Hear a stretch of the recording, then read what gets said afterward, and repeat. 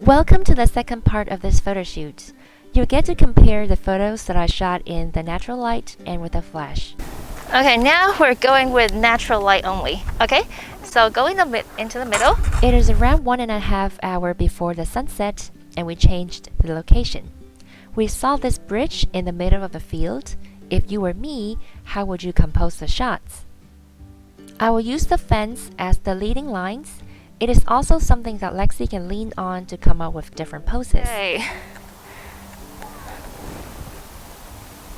Look away from the camera on that side and chin up. So pretty.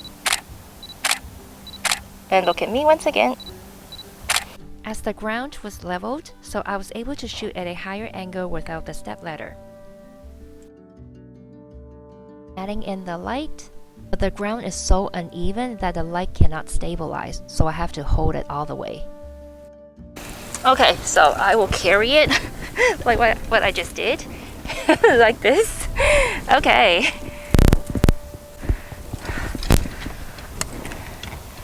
Oh, I got so much lens flare. Alright, it won't work. Test shot.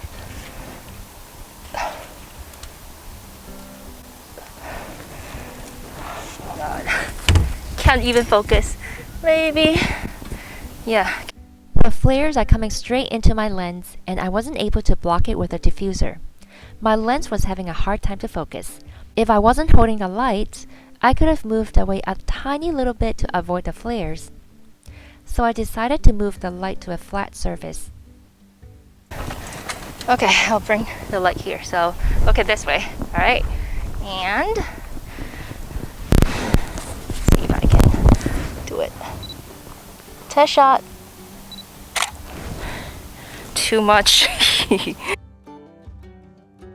Okay.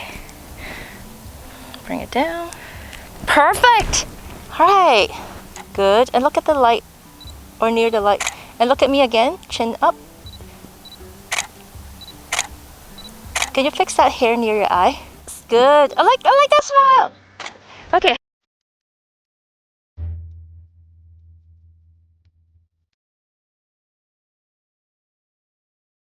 Alright, this angle.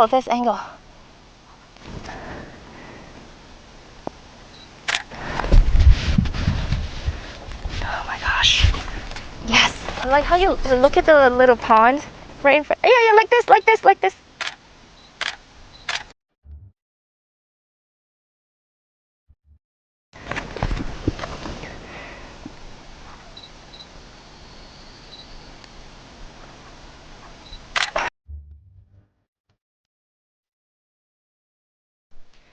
For this shot, I will use the fence as the leading lines and compose the shots symmetrically.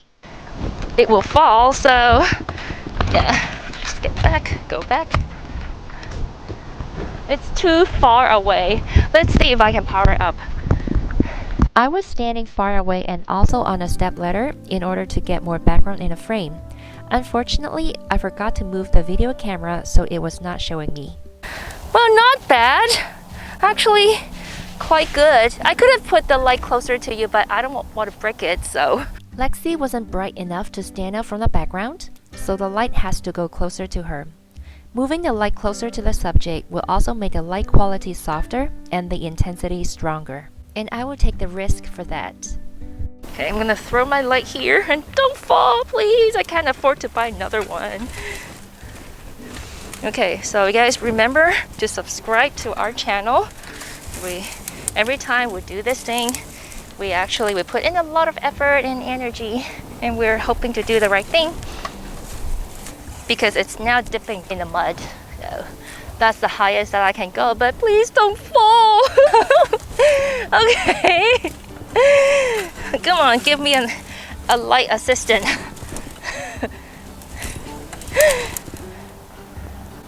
Okay. All right. That's it. Let's do this quick. Here. Good.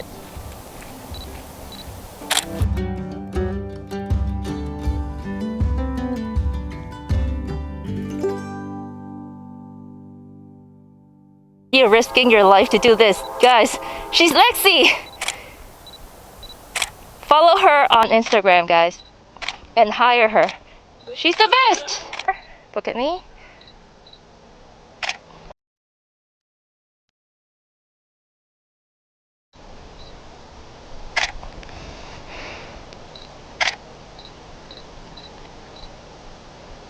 Okay.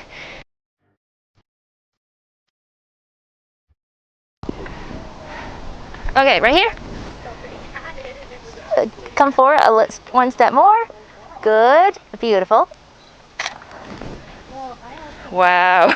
The fences are something that your model or client can lean on so that you can create a good variety of poses.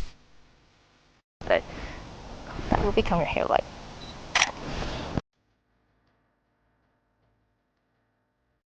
On this side? On this side, yeah, like this. Yeah, okay.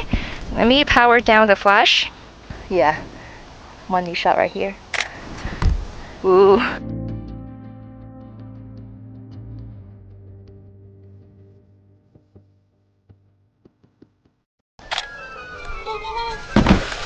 Cool.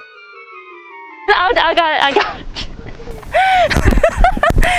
Well, thank God that it's just the grass. Alright. Alrighty then. We got the most important shot, so I'm gonna take it right.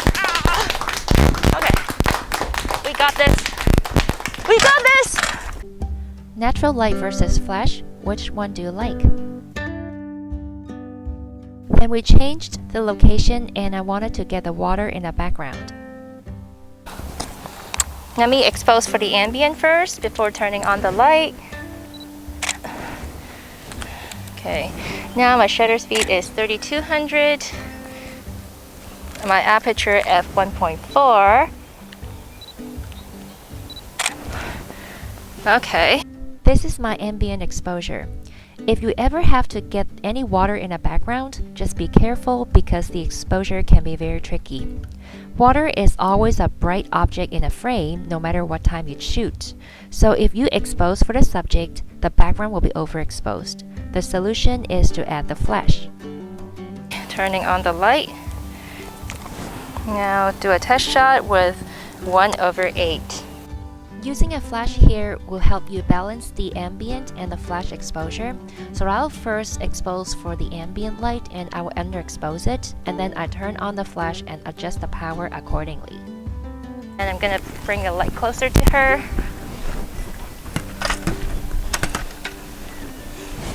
Oh, look at me. Beautiful. Now slide that hand down a little bit. Yes, good.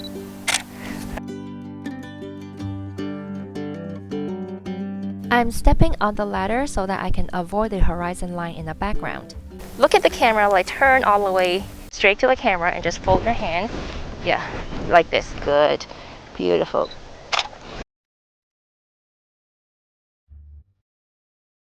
Speaking from my own experience, I think as a portrait photographer, we can also sharpen our skills through landscape and street photography and expose creatively for the ambient light. I lost the sun in this location, so I have to create my own golden hour. I added a backlight and popped a full CTO gel on it. I used the magma system so that setting up the light is very easy. To 1/2. However, the golden hour that I just created was very fake. This is because the backlight only hit the subject, but not the background and the plants around her. As inspired by PyJer's tutorials, to make the golden hour realistic, the backlight has to be far away and high up so that it can touch the background and also the subject. I'm gonna modify my setup. Gorgeous. Okay, so the golden hour behind you is not lighting up the plant, so it's kind of fake. Let me see what I can do. So we moved a few steps to this small tree. My plan is to put the backlight behind this tree so that the light can touch both the background and Lexi.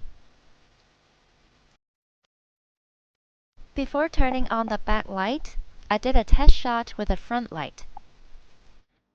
And then I turned on the backlight. Okay. Beautiful. Okay. Put your hand, like maybe put it on your thigh. Yes, and lean slightly towards the camera. Good. And try to like do this. Beautiful. One more. Turn your chin to me. Good. A big thank you to Lexi, who can stand the cold weather and make this photo shoot a success. I hope you guys like this photo shoot, and this is a summary of what we have just learned, and I have 4 points to make. Number 1, remember to carry a flash in your camera bag because the flash will allow you to balance the subject and the ambient exposures, and you will be not constrained by the weather and the time of the photo shoot. Number 2, you can use natural light, and it also looks good if the background is not overexposed. Number 3, look around the location and find something that your client can lean on or sit on, say a fence or a log. Number 4, you can create your own golden hour with a backlight. Remember, the backlight has to be high enough and far away from the subject so that it can touch both the subject and the background. So I hope you enjoy. Thank you very much for watching. We're Photo Sprouts photography workshops in San Francisco and Palo Alto. Equipment is provided for beginners so that they don't have to buy a camera to come to a photography class.